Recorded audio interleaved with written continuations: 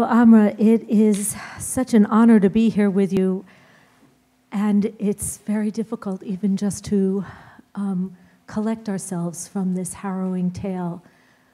But your story, as harrowing as it was, also contains so much of what's good in humanity. And I'm wondering if you can share with all of us how you got to the United States, who helped you, and what that meant to you. What did you learn from it? Thank you for asking that question. Unfortunately, it's hard in half an hour to put 4 years of war and then a life that subsequently followed. But I'm really glad you asked that question, because there are a number of people that I think of when I think of being lucky enough to have survived and to be here. As I mentioned in my speech, I worked in the last year of the war with doctors and nurses in Bosnia trying to organize immunization of children. And during that time, we were under the siege, so the only time immunization would happen is if UNICEF truck with vaccines would be let through the siege by Serbs. And on those days, on those occasions, we would travel around what we called my hometown and the area around Bihać Pocket, the only area that was not controlled by Serbs in that part of the country. And I worked out of a clinic, local clinic, with these doctors and nurses. And one day, two child psychologists showed up knocking at our door. Their first names were Wayne and Drew. I don't know their last names. They worked for IRC, International Rescue Committee. And they asked me to help them, show them schools around, and they wanted to understand what was the state of children in Bosnia during that time and the state of education. So I took them to my elementary school, to my high school, and Bosnia is a small place, and particularly that town in which I grew up was a small town, so everybody was familiar with my academic record and being a real physics and math nerd. So one of the heads of school suggested to them and said, well, you can't save all of us, we're all gonna die, but at least save this kid that came with you. So when they left Bihać after 48 hours or so, they said, Amra, would you like to give us your transcripts? Would you like to come and study in America? And to me, this was still in the midst of the war, under the siege. That sounded like someone saying, would you like to go to the moon? And I said, of course I would. I gave them my birth certificate, my transcripts, all of my diplomas and awards. I thought, it doesn't really matter if they lose those documents. I will never need them again. Months went by, the war ended, and in the very same clinic, while still working with doctors and nurses, I received a phone call. And by the way, we still had no phone lines. There was a satellite phone in this clinic, this huge sort of thing that I was afraid to even touch unless it rings. And I pick up the phone line, and someone on the other line from World University Service in Zagreb, Croatia says, Amra, we're glad we found you, that you're alive. You have a benefactor who wants you to come and study in the United States, and they're going to fund your scholarship. And I hung up. I just thought it was evil for someone to pull a prank of that kind on me. And this woman, whose name is Davorka, she calls back and she says, please, don't hang up. This is real. We've been looking for you for the last 6 months, and I'm so glad you're alive. You need to get to Croatia on one of the first buses that were let to go through after the siege. You really need to be here. You're late by a semester to go to Chestnut Hill College that has given you a full scholarship thanks to several people. And I had no idea how this all came about, but I showed up in Croatia, got my visa, and flew to the United States. And it's only once I got here that I understood the other side of the story. So Wayne and Drew, two psychologists that I saw for a few days in Bosnia during the war, whose last names I don't know,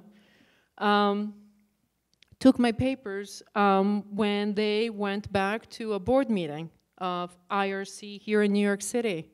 They were presenting statistics and trends and showing pictures of the horrors. And one of the board members, his name is David Pincus, got up and said, "Forget the numbers, I want to save a person. Who can I save? Give me one individual I can save."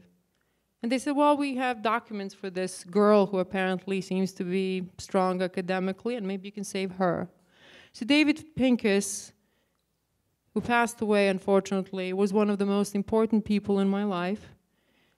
He was a Jewish philanthropist, a successful businessman, who heard about Sarajevo Haggadah, one of the oldest Sephardic Haggadahs in the world. It's deemed to be one of the more valuable books in the world today. And he knew the story. If any of you Google it, the story of Sarajevo Haggadah is that Muslims over the centuries and years, including World War II during Holocaust, have actually saved that book from destruction.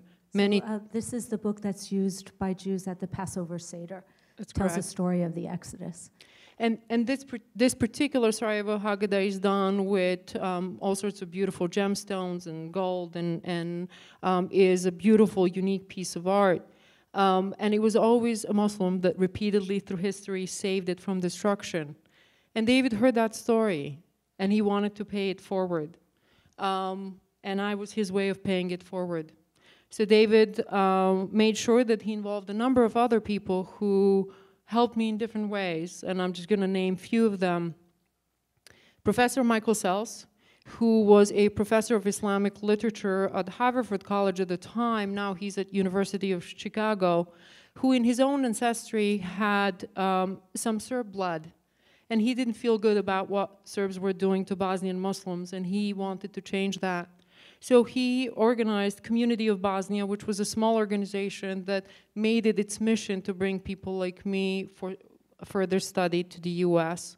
He also worked with Deborah Cooper, a social worker who was Quaker by background, who involved Philadelphia Quakers, and later when I went to Brown and transferred to Brown, Quakers in Providence, who helped me and others get over some of the worst moments that we had when we initially came to the United States. And last but not least, I want to also recognize Chestnut Hill College and Catholic sisters who ran Chestnut Hill College, who run Chestnut Hill College, who took me in, who gave me the first scholarship. And I would go around to all of my classes with TDK tapes. For those of you who are younger, you don't know what that means. You can Google it. I would go around with this recorder that Sister Anita Luis Bruno gave me and record all my professors, because I didn't really speak English or not well enough to be able to do academic work at the time. So I just want to give that as an example of really this genuine activism where people from very different religious backgrounds came together to save me and really introduce me to what America should be about. It's so important.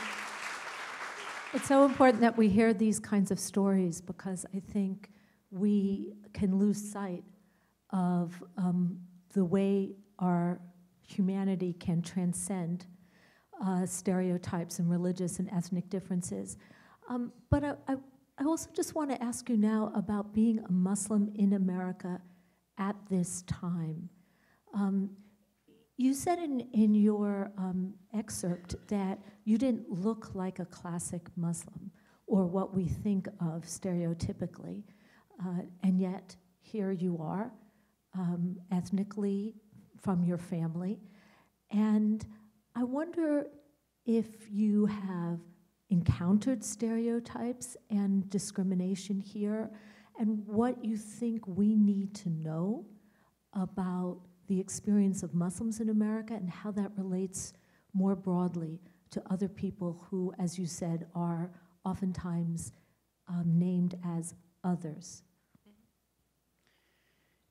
That's a complicated question that we try to address in my course that I teach this semester, Islam Education, Radicalization, and I think some of my students are here.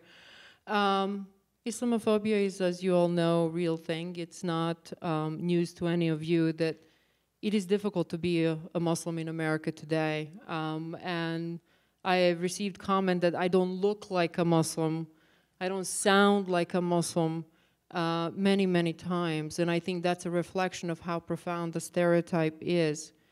In some ways, it was easier to be Muslim when I initially came from Bosnia after the war, because people knew from the media that there was this ethnic cleansing and Muslims were the victims of it, and people empathize with what I had gone through.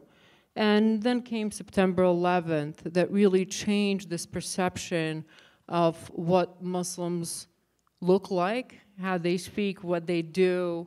And it really became equated to being a terrorist. And it's something that I have struggled, sort of this label that has been attached to me over and over and over again, and having to kind of fight it back does get tiring.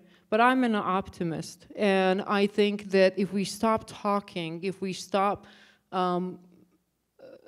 speaking to each other and trying to counter these narratives, that we will be in a very bad place in this country and globally.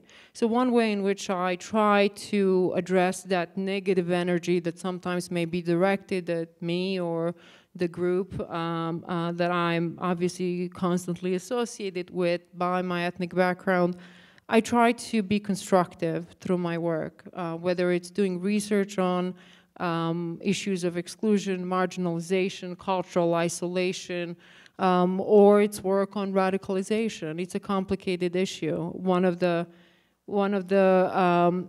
statistics that's well known is that vast majority of Americans are afraid of Muslims committing a violent crime in the name of Islam.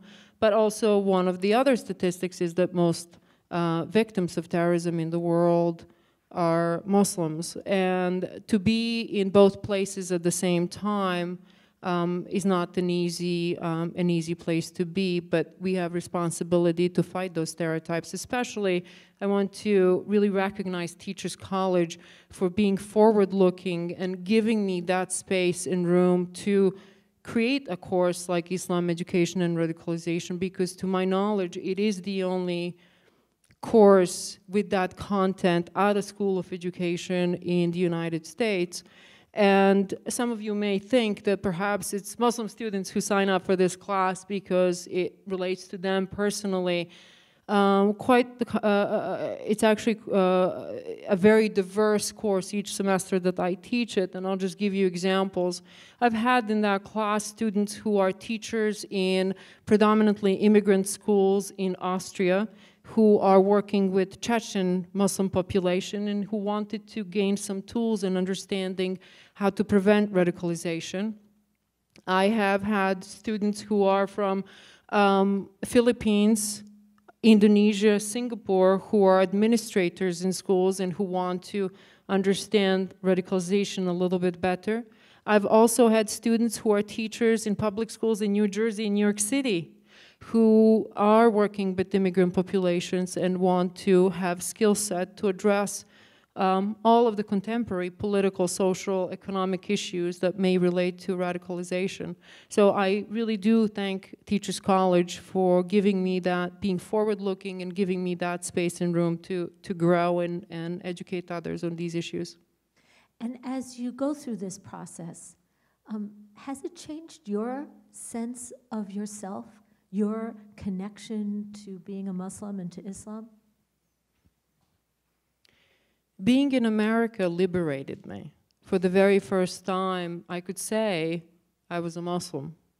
Growing up as a kid, my father, who was a prominent economist in Bosnia, said to me once when we were going to have lunch for Eid, which is a big Muslim holiday, to my aunt's house.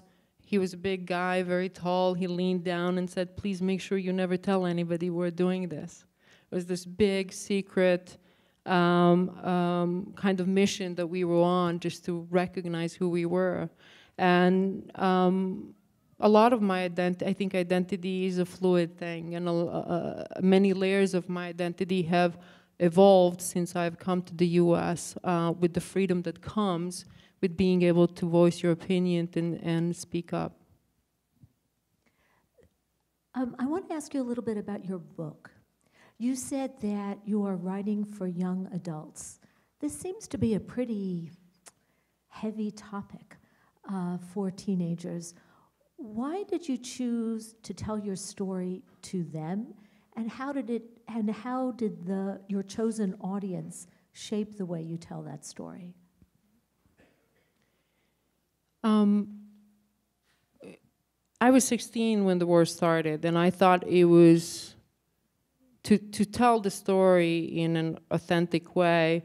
I had to be 16 in my memoir, and given the nature of my experiences, we certainly considered what does that mean, and how do I tell the story to be acceptable in high schools or in colleges around the country.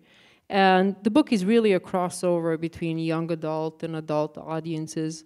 But I want to share one moment that really sparked my thinking and inspired me to toy around with the idea of writing my story. And it was around the election in 2016. I had the privilege and honor of being invited to an event hosted in his home by Michael Bloomberg, former mayor of New York City. And I asked the organizers if I could bring my two girls, now teenagers, 12 and 14, with me.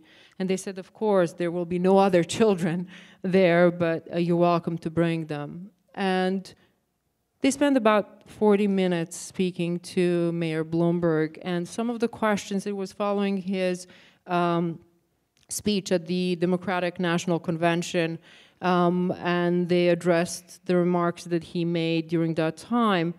But they asked him several questions that were painful for me to hear. One of them was, Mayor Bloomberg, do you think that our mom will be rounded up if Donald Trump wins the election? Do you think that our parents, being the first generation immigrant, will be expelled from this country? And Mayor Bloomberg, what will this country look like if all immigrants are asked to leave? Who will remain in this country? We're all immigrants.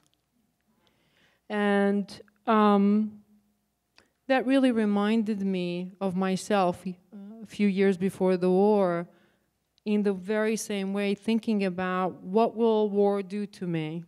And I had this enormous sense of urgency that I had to open up and write my story, that even though, as you could sense, it's a painful process, I had to do it for my children, but I also had to do it for young adults around this country who are going through the same experiences given their backgrounds. And I'm speaking here more broadly of a variety of diverse groups that compose the real fabric of the American society that's right now being negated and denied by the predominant political narrative. We have a question from the audience that's a natural follow-up. Did you find that writing your book was a component of healing, or did the healing come after, or did the writing have to come after that? I would be disingenuous if I were to say that healing is something that that has an end to it. When you go through the extent of, you survive the extent of violence and trauma and ethnic cleansing that I had lived through, it really never ends. I don't think I will ever be fully healed by some medical term, if there is such a thing. I think it's a gradual process. I think for me, when I came to the United States, I had a hard time talking about where I came from because Bosnia was fresh in the news, and people would say, oh, how many family members that you have died in the war, and ask questions that I couldn't respond to. And then over time, I started to sort of process those experiences personally, privately, individually. And the book was the culmination of that process. My book editor, who is here from Bloomsbury, knows that I've written way more words than will be published in the book. It really became a cathartic process for me, and it will continue, and it continues through my teaching and research work. So you have spent a lot of your scholarly efforts looking at radicalization. And another question from the audience was about the role of K through 12 education in fighting extremism. Is there any, are there any examples where that has been effective to try to deal with this with children and young adults who are still in school before they are launched? Unfortunately, the programs that have been sort of instituted at the national levels too in a variety of countries for the most part, particularly I'll say in the West, in Western Europe and here in the United States, have not been thoughtfully designed in my view. In the United States, we've had a pilot program, for instance, that started during the Obama administration and then continued into the current administration that looked at 3 cities and has not been well organized or really implemented in a way that creates an inclusive environment in the educational system. Most of these programs that have been implemented, whether in the United States and a well-known program in the UK is called PREVENT program, are actually premised on the idea of surveillance.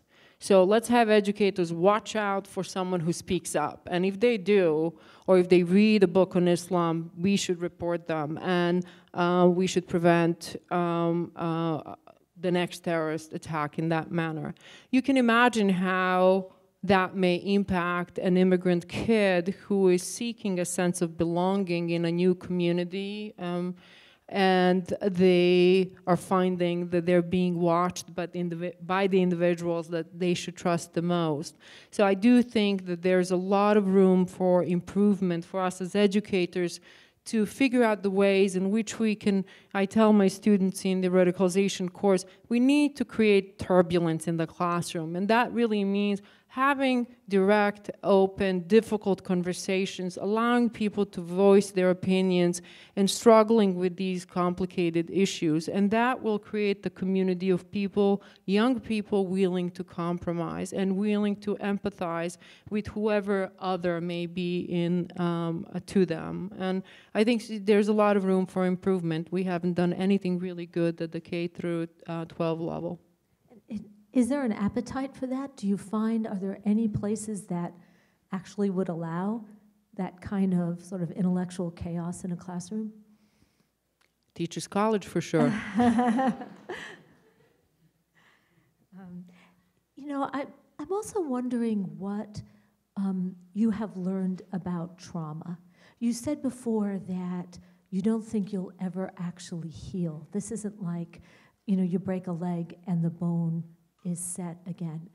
And I'm wondering if you have discovered something about yourself in dealing with trauma that you might feel comfortable sharing with the rest of us as a way of also shoring up our own resilience.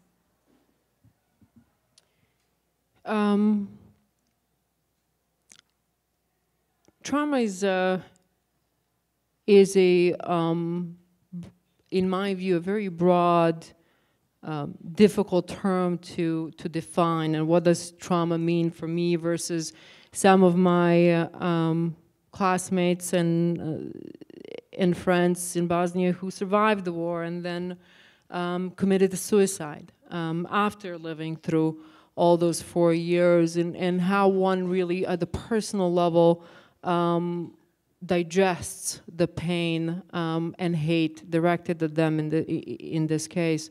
I would say one thing that I learned about trauma and coping with those types of experiences is that I couldn't hate, and I could not respond with hate in response to the violence I was exposed to. There were certainly moments during the war when I had visceral reactions of rage and anger when my home was bombed and my mom became deaf, and I really deeply wanted to hate men on the hills who were bombing us daily. But what I really learned is that it's a destructive feeling, and there's nothing that can be achieved with hate. The only outcome of that feeling would be for me to be further traumatized by becoming exactly those that, exactly the same to those that were targeting me with violence. And so I learned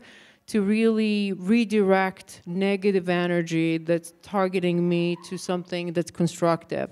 And that's what I would give as a general advice. Always look at the glass half full and see if you can redirect any negativity that you feel or pain you feel inside into something constructive, in the same way that I've done with teaching children during the war in Bosnia. Well, thank you so much. I feel like I can ask you a million questions, but in fact, it is my honor to give the last question to our inspiration tonight, Charo Uceda. Would you like to ask the last question of Amra?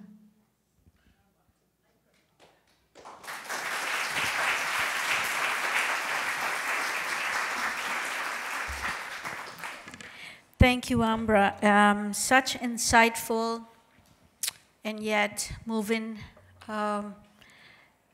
way to describe a life in which she had to face the possible end of her life and the people that she loved, in such a wonderful way to empower herself in order to become the person that she is now. And that I would like to say that all that was also part of America being what America is, and TC being the force behind the power that she has now to move forward and bring change and empowerment to other people.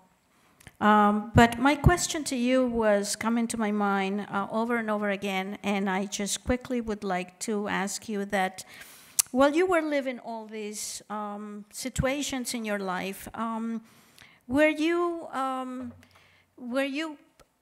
prone to hate the people that were your tormentors and the people who were doing all these things to the people that you loved?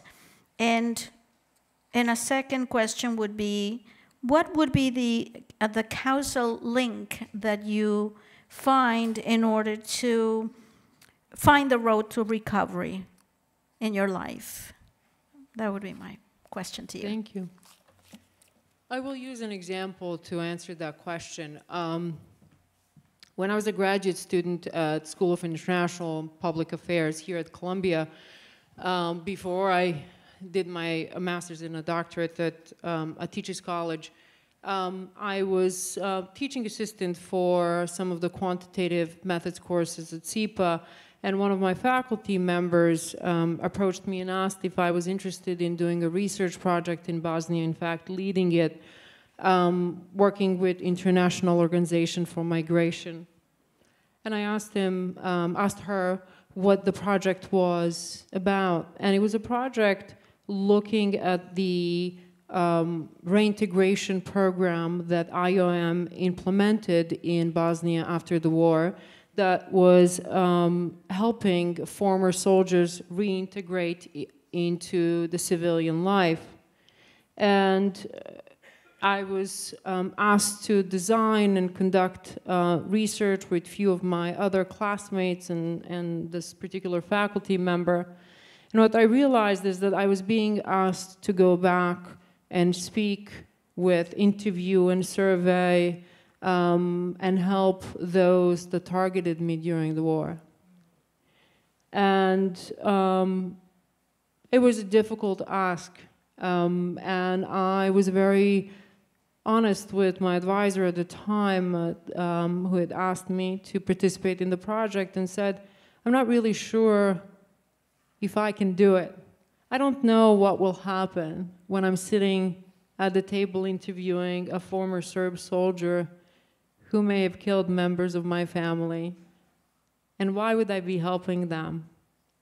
And I reserved the right to withdraw from the project if I couldn't do it. But I was curious to find out where I stood emotionally. And I did go back to Bosnia, and I did interview Serb soldiers along with Bosnian Muslim and Croat soldiers. And during that process, I had helped one particular soldier who was hoping to get a cow, a Bosnian Serb, so that he could start a little farm. And he was having difficulty obtaining help from through this program. And I went really beyond everything that was expected of me and helped him. And at the end of my time in Bosnia during that project, he called me and he sobbed. And he asked me why did I help him. Of course, he knew I was Bosnian Muslim and knew by my name and knew that I obviously spoke the local language as a native speaker. He said, why did you help me? And I said, because I didn't want to be like people who were killing me from the hills. I wanted to respond to violence, not with hate, but with constructive response. And he shared with me that he couldn't sleep at night because of the people that he had killed, people that he had harmed. And he said to me that it would have been harder now for him to go to bed at night knowing that someone he targeted responded in a very different way and in a way supported him through this project. But I went to bed that night feeling really good about who I was. And I think that's really the moment in my life where I learned what my response is and should be to those that perpetuate violence. Well, thank you so much.